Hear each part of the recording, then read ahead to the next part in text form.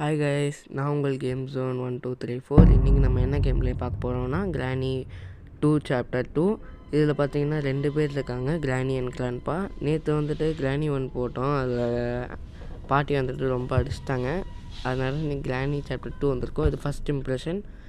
இது under ground மாதிரி இருக்குது. இந்த சைடெலாம் ஒரே வுட்டோ வச்சு செவரே ஸ்ட்ராங்காக போட்டிருக்காங்க. வாங்க வெளியே போகலாம். இது அதே கிராணி சாப்டர் 1 இந்த மாதிரி இங்கே பெட் இருக்குது. இங்கேருந்து இத்தனை டோர் இருக்குது. இந்த டோர் ஓப்பன் பண்ணி பார்க்கலாம்.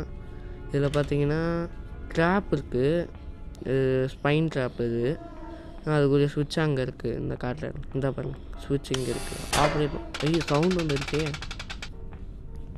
யாராச்சும் வந்துருப்பாங்க. ஐயோ, கிராண்ட்பா பார்த்துட்டாரு கைஸ். கிராண்ட் சாப்டர் 2ல் 2 பேர் சொன்னால் ஒரு எக்ஸ்ட்ரா ஒரு ஆள் இவர் தான் நினைக்கிறேன்.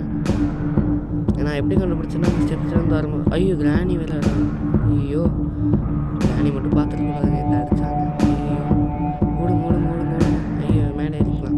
இந்த வீடியோவுக்கு 1K வியூவர்ஸ் வந்துட்டிங்கன்னா நான் வந்துட்டு நாளைக்கு வந்துட்டு கிராணி சாப்டர் விளையாடி போடுறேன்.